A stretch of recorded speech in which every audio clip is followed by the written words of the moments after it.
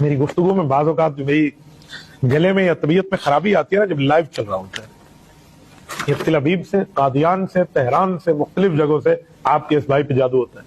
یہ on line جادو ہوتا ہے. ایسے کھانسی نہیں آتی، یہ کوئی زکام نہیں. الحمدللہ پچھلے 1-1.5 سال سے مجھے بخار تک بھی نہیں ہوا.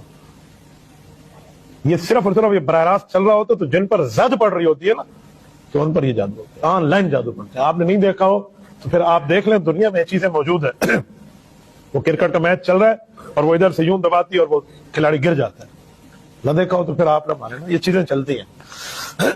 بہرحال جادو کر کے کیا کریں گے؟ کیا کریں گے وہ لوگ جو موت کی رات قبر میں لکھی ہوئی نا دنیا مل کے باہر نہیں لا سکتی، اور جو باہر کی ہے نا یہ سارے. السلام علیکم ورحمۃ اللہ وبرکاتہ. آج کے اس تفصیلی جائزے میں ایک ایسے موضوع پر گفتگو ہونے جا رہی ہے جو بظاہر تو ایک نہایت معمولی اور روزمرہ کے واقعے سے شروع ہوتا ہے. جی، لیکن اپنے اندر توہم پرستی اور نفسیاتی دباؤ کا ایک بہت پیچیدہ سنگم چھپائے ہوئے ہے. بالکل. ذرا تصور کیا جائے کہ ایک لائیو نشریات چل رہی ہے، کیمرے کی روشنیاں آن ہیں، دیکھنے والوں کی ایک بڑی تعداد سکرین کے اس پار موجود ہے، اور اچانک گفتگو کرنے والے ایک عالم دین کو کھانسی کا دورہ پڑتا ہے. جو کہ ایک عام سی بات لگتی ہے. ایسا ہی ہے. عام فہم میں صورتحال کو گلے کی خرابی، موسم کا اثر یا بس بات کرنے کے دوران سانس کی بے ترتیبی سے جوڑا جا سکتا ہے.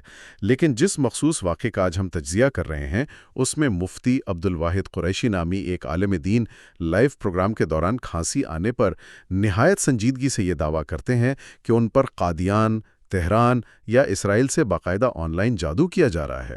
مطلب یہ دعویٰ بظاہر جتنا غیر معمولی ہے، اس پر سامنے آنے والا تنقیدی رد عمل اس سے بھی زیادہ گہرے سوالات کو جنم دیتا ہے. اور آج کی اس گہری تحقیق کا جو بنیادی مقصد ہے وہ اسی واقعے پر سامنے آنے والے دو مختلف اور کڑی تنقید پر مبنی نقطۂ نظر کا مکمل طور پر غیر جانبدارانہ تجزیہ کرنا ہے. جی، تاکہ ہم سمجھ سکیں. بالکل.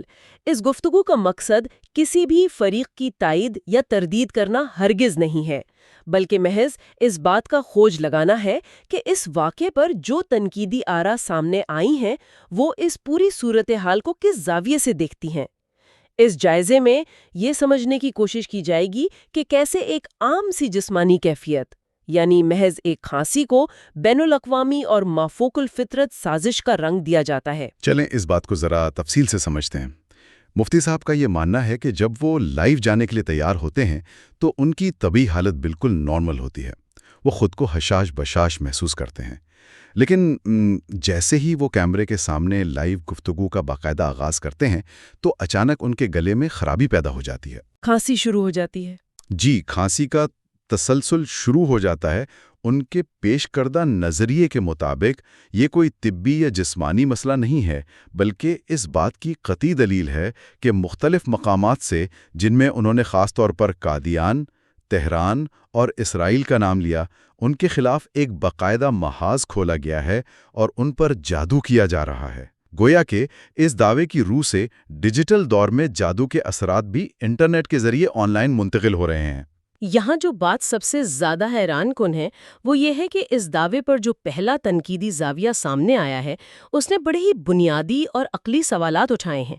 پہلے نکات نے بڑی صراحت کے ساتھ یہ سوال کیا ہے کہ اگر مفتی صاحب کے پاس دینی علوم کا ایک وسیع ذخیرہ موجود ہے، اگر ان کا تقوی اور ان کی عبادت اتنی ہی پختہ ہے جتنا کہ ان کے مرتبے سے توقع کی جاتی ہے، تو پھر ان پر یہ جادو اتنی آسانی اور تسلسل سے اثر کیسے کر جاتا ہے؟ یہ تو واقعی سوچنے کی بات ہے. جی، اس تنقید کی بنیاد یہ منطق ہے کہ ایک نیک اور علم والے شخص کا روحانی دفاع تو سب سے زیادہ مضبوط ہونا چاہیے. نقاد کا استدلال یہ ہے کہ ایک طرف تو علم کے اعلیٰ درجے پر فائز ہونے کا تاثر ہو، اور دوسری طرف لائیو پروگرام میں محض ایک کھانسی آنے پر ساری ذمہ داری کسی بیرونی اور غیر مرئی جادو پر ڈال دی جائے. اگر ایک جید عالم پر جادو کا وار اتنی جلدی کارگر ثابت ہو رہا ہے تو پھر معاشرے کے عام افراد کا کیا بنے گا؟ یہ ایک ایسا تنقیدی نقطہ ہے جو واقعی مجبور کر دیتا ہے سوچنے پر. اور اسی پہلی تنقید میں ایک اور زبردست زاویہ بھی پیش کیا گیا ہے جو ایک بہت بڑے نظریاتی تضاد کی نشاندہی کرتا ہے. وہ کیسے؟ دیکھیں، جس گروہ پر یعنی خاص طور پر قادیان کے حوالے سے یہ الزام عائد کیا جا رہا ہے کہ وہ جادو کر رہے ہیں۔ نقاد نے جب ان کے اپنے عقائد کا جائزہ لیا تو ایک بالکل مختلف حقیقت سامنے رکھی۔ تنقید میں یہ واضح کیا گیا ہے کہ ان کے عقائد کے مطابق تو وہ جادو ٹونے، کالے علم اور پیروں فقیروں کے اس روایتی تصور کو سرے سے تسلیم ہی نہیں کرتے۔ اچھا، یعنی وہ اس کو مانتے ہی نہیں ہیں؟ بالکل نہیں مانتے۔ وہ تو ان درباروں اور تعویذ گنڈوں کے سخت ناقد مانے جاتے ہیں۔ تو نقاد کے نزدیک یہ ایک بہت بڑا تضاد ہے کہ جن لوگوں کا جادو پر سرے سے کوئی یقین ہی نہیں ہے، انہی پر یہ الزام لگایا جا رہا ہے کہ وہ بیٹھ کر مفتی صاحب پر جادو کے وار کر رہے ہیں۔ نقاد نے تو یہاں تک سوال اٹھایا ہے کہ کیا ان مبینہ سازشیوں کے پاس اتنا فارغ وقت ہے کہ وہ محض ایک لائیو پروگرام میں کھانسی پیدا کرنے کے لیے اپنی توانائیاں صرف کریں؟ اور اگر اس تنقیدی نقطۂ نظر کو مزید وسعت دی جائے اور بڑے منظر نامے کے ساتھ جوڑا جائے تو نقاد کا استدلال یہ ہے کہ یہ معاملہ محض ایک فرد کی کھانسی تک محدود نہیں رہتا، بلکہ یہ ایک بہت گہرے معاشرتی مرض کی طرف اشارہ کرتا ہے، جہالت اور توہم پرستی کی طرف۔ نقاد نے اس بات پر زور دیا ہے کہ معاشرے میں ایک مخصوص طبقہ اپنے روزگار کو چلانے اور اپنی دکانداری چمکانے کے لیے عوام کے خوف کا استحصال کرتا ہے۔ اس تجزیے میں ان جادو ٹونے کے رجحانات کی جڑوں کو بڑے صغیر کی قدیم رسموں سے جوڑا گیا ہے جو آج بھی رائج ہیں۔ اور یہ کوئی بے ضرر سا وہم نہیں ہے۔ بالکل نہیں، اس کے انتہائی سنگین نتائج برآمد ہو رہے ہیں۔ اس کے نام پر باقاعدہ گھروں کا سکون برباد ہو رہا ہے، خواتین کے ساتھ زیادتیاں کی جا رہی ہیں، اور یہ سب کچھ روحانی علاج یا کالے علم کی کاٹ کے نام پر جعلی عاملوں کے ڈیروں پر کیا جا رہا ہے۔ اس گفتگو کا دائرہ کار واقعی بہت وسیع ہے، اور اس میں حیرت انگیز بات جو نقاد نے بتائی ہے وہ یہ ہے کہ توہم پرستی کی یہ جڑیں صرف مقامی علاقوں یا ترقی پذیر ملکوں تک محدود نہیں ہیں۔ عام طور پر سمجھا جاتا ہے کہ ترقی یافتہ ممالک میں سائنسی شور کی وجہ سے یہ رجحانات دم توڑ چکے ہوں گے، لیکن ایسا نہیں ہے۔ بالکل نہیں ہے۔ نقاد نے یورپ اور بالخصوص مانچسٹر شہر کی باقاعدہ مثال دے کر اس تاثر کو رد کیا ہے۔ تنقید میں یہ بتایا گیا ہے کہ وہاں بھی جادوگروں اور عاملوں نے اپنے ڈیرے جما لیے ہیں۔ ترقی یافتہ معاشروں کے بیچ بھی باقاعدہ مندر اور مزار بنا کر لوگوں کو اسی پرانے خوف کا نشانہ بنایا جا رہا ہے۔ مطلب انسان جہاں بھی عدم تحفظ کا شکار ہو تو ہم پرستی کی دکانیں کھل جاتی ہیں۔ بالکل، اور اسی معاشرتی استحصال کی بحث کو آگے بڑھاتے ہوئے نقاد میں ایک انتہائی سنجیدہ اور دلخراش پہلو کی طرف توجہ دلائی ہے، جسے عام زبان میں دولے شاہ کے چوہے کہا جاتا ہے۔ جی، اس جائزے میں انتہائی درد مندی کے ساتھ اس المیے کو بیان کیا گیا ہے کہ کس طرح معصوم بچوں کے سروں پر بچپن میں ہی لوہے کے خول چڑھا دیے جاتے ہیں تاکہ ان کی جسمانی اور ذہنی نشوونما کو روکا جا سکے۔ ان کی پوری زندگیاں ایک سوچے سمجھے منصوبے کے تحت برباد کر دی جاتی ہیں اور پھر انہیں عقیدت کے نام پر سڑکوں پر مانگنے کے لیے استعمال کیا جاتا ہے۔ یہ تو ایک المیہ ہے۔ بہت بڑا المیہ ہے۔ نقاد نے ان بچوں کی ابتر حالت کا ذکر کرتے ہوئے صرف اس مافیا پر ہی نہیں بلکہ پورے معاشرے اور ریاستی اداروں پر بھی کڑی تنقید کی ہے۔ تنقید کا لب و لباب یہ ہے کہ ریاست اور اس کے ادارے اس کھلی جہالت اور انسانی حقوق کی سنگین پامالی کو روکنے میں مکمل طور پر ناکام رہے ہیں۔ یہ وہ حقائق ہیں جو واقعی معاشرے کی ترجیحات پر بہت بڑے سوالیہ نشان کھڑے کرتے ہیں۔ اور اسی تنقید میں ایک اور پہلو بھی ہے جہاں نقاد نے علماء کے طرز زندگی اور عوام کو دی جانے والی تلقین کے فرق کو ہدف تنقید بنایا ہے۔ تنقید میں کہا گیا ہے کہ یہ شخصیات خود تو پرتعش دعوتوں میں شاندار کھانوں سے لطف اندوز ہوتی ہیں، لیکن جب درس دینے کی باری آتی ہے تو عوام کو سادگی، کھجوروں اور نمک سے روزہ کھولنے کی تلقین کی جاتی ہے۔ ایک واضح تضاد ہے۔ جی، اور اسی بنیاد پر انہوں نے طنزاً یہ مشورہ بھی دیا کہ مفتی صاحب کو اپنی اس کھانسی کی وجہ کسی بین الاقوامی جادو میں تلاش کرنے کے بجائے کسی مستند ڈاکٹر سے رجوع کرنا چاہیے، کیونکہ ہو سکتا ہے کہ یہ محض کورونا کی کوئی نئی قسم یا کوئی عام سا وائرل انفیکشن ہو۔ نقاد کا یہ تنزیہ مشورہ محض کوئی مذاق نہیں ہے، بلکہ یہ اس رویے پر ایک گہری چوٹ ہے جہاں معاشرے کے پڑھے لکھے طبقات بھی سائنسی حقائق کو تسلیم کرنے سے گریز کرتے ہیں اور ہر مسئلے کا حل مافوق الفطرت دنیا میں تلاش کرتے ہیں۔ اب اس تفصیلی جائزے کے دوسرے اہم حصے کی طرف آتے ہیں۔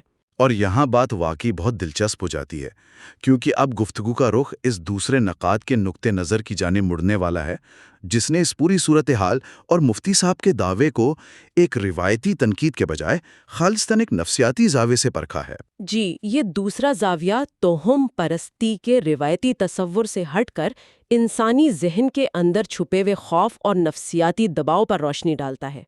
اس دوسرے نقاد کے مطابق مفتی صاحب اور ان جیسے کئی دیگر علماء کا اصل مسئلہ سرے سے کوئی جادو، ٹونا یا سازش ہے ہی نہیں۔ تو پھر اصل مسئلہ کیا ہے؟ اصل مسئلہ ایک شدید قسم کی نفسیاتی کیفیت ہے جسے اس تنقید میں احمدی فوبیا کی اصطلاح کے ذریعے بیان کیا گیا ہے۔ اس تجزیے کے مطابق ان علماء کے ذہنوں پر اپنے نظریاتی مخالفین کا خوف اور تنقید کا دباؤ اس قدر شدت سے سوار ہو چکا ہے کہ وہ ایک طرح کے مستقل فکری محاصرے میں رہنے کے خواب میں مبتلا ہو گئے ہیں۔ یعنی انہیں ہر وقت سازش نظر آتی ہے۔ بالکل، انہیں ہر جگہ، حتیٰ کہ اپنی طبی بیماری یا کھانسی کی حالت میں بھی ہر طرف اپنے مخالفین کی سازش ہی سازش نظر آتی ہے۔ نفسیات کا اصول ہے کہ جب انسان کسی شدید فوبیا کا شکار ہوتا ہے تو اس کا دماغ ہر معمولی چیز کو بھی اسی خوفناک زاویے سے دیکھنے کا عادی ہو جاتا ہے۔ اس نفسیاتی کیفیت اور ذہن پر چھائے ہوئے اس شدید خوف کو بیان کرنے کے لیے نقاد نے ایک انتہائی دلچسپ قول کا حوالہ دیا ہے، جسے مولانا منظور کی طرف منسوب کیا گیا ہے۔ اس قول کے مطابق ان علماء کے خوف کی حالت اس حد تک پہنچ چکی ہے کہ اگر سمندر کی انتہائی گہرائی میں دو مچھلیاں بھی آپس میں کسی وجہ سے لڑ رہی ہوں تو ان کی سوچ فوراً اس طرف جائے گی کہ یقیناً اس کے پیچھے بھی انہی نظریاتی مخالفین کی کوئی سازش کار فرما ہے۔ یہ مثال بظاہر مزاحیہ ضرور لگتی ہے، لیکن یہ اس شدید ذہنی کیفیت کی بڑی زبردست تصویر کشی کرتی ہے، اور عین اسی مقام پر دوسرے نقاد نے مفتی صاحب کے اس آن لائن جادو والے دعوے کی اصل حقیقت کو ڈیکوڈ کیا ہے۔ نقاد کی تشریح کے مطابق مفتی صاحب جس کیفیت کو انٹرنیٹ کے ذریعے ہونے والا جادو قرار دے رہے ہیں وہ دراصل وہ روایتی جادو نہیں ہے۔ تو پھر وہ کیا ہے نقاد کے نزدیک؟ یہ مخالفین کے نظریات اور ان کے جوابی دلائل کا وہ فکری دباؤ ہے جو ان علماء کے ذہنوں پر حاوی رہتا ہے۔ نقاد کے نزدیک یہ دراصل ایک انتہائی شدید قسم کا نفسیاتی غلبہ اور پرفارمنس کا دباؤ ہے۔ اس بات کو اس طرح بیان کیا گیا ہے کہ جب کوئی لائیو کیمرے کے سامنے بیٹھا ہو تو اس کے لاشعور میں ہر وقت یہ خوف ایک ہتھوڑے کی طرح برس رہا ہوتا ہے کہ کہیں بات کرتے ہوئے منہ سے کوئی ایسی کمزور بات نہ نکل جائے جسے مخالفین پکڑ لیں اور اس پر کوئی جوابی ویڈیو بنا کر انہیں لاجواب کر دیں۔ تو اس تمام تجزیے کا حاصل یہ نکلتا ہے کہ نقاد کے نزدیک لائیو براڈ کاسٹ کے دوران اچانک کھانسی آنا یا گلا خشک ہو جانا کسی مافوق الفطرت جادو کا وار نہیں ہے، بلکہ یہ اس شدید اندرونی گھبراہٹ اور ذہنی دباؤ کا ایک خالصتاً جسمانی اظہار ہے۔ جی، انسان کا جسم دباؤ کے لمحات میں رد عمل دیتا ہے۔ بالکل، لیکن اس تجزیے کے مطابق اپنے اس اندرونی خوف کو تسلیم کرنے کے بجائے اسے ایک بیرونی سازش اور مافوق الفطرت جادو کا نام دے کر ایک حفاظتی خول تیار کر لیا جاتا ہے۔ اور یہ بات بھی قابل غور ہے کہ نقاد نے اپنی اس دلیل میں صرف مفتی عبد الواحد کا ہی تذکرہ نہیں کیا، بلکہ مفتی طارق مسعود اور دیگر شخصیات کا بھی حوالہ دیا ہے کہ وہ بھی اسی دباؤ کا شکار ہے۔ جی، نقاد کا دعویٰ ہے کہ یہ شخصیات بھی کیمرے کے سامنے اسی بے دھیانی کے تحت اکثر ایسی باتیں کر جاتی ہیں جو بعد میں عوام کے لیے صرف ہنسی کا باعث بنتی ہیں۔ اور یہ تنقیدی تجزیہ صرف موجودہ صورتحال کی تشریح پر ختم نہیں ہوتا، بلکہ اس میں مستقبل کے حوالے سے ایک باقاعدہ نظریاتی محاذ آرائی کا لائحہ عمل بھی پیش کیا گیا ہے۔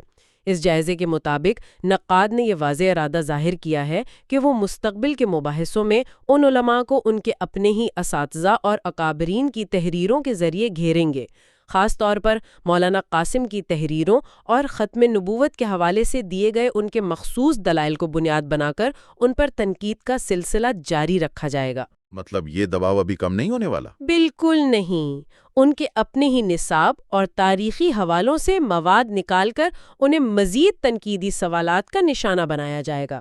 تو اس سارے تفصیلی جائزے اور دونوں نقادوں کی آراء کو اگر سمیٹا جائے تو یہ سوال انتہائی اہمیت اختیار کر جاتا ہے کہ یہ پوری بحث یہ واقعہ اور اس پر ہونے والی تنقید ہمارے مجموعی معاشرتی رویے کے بارے میں کیا بتاتی ہے؟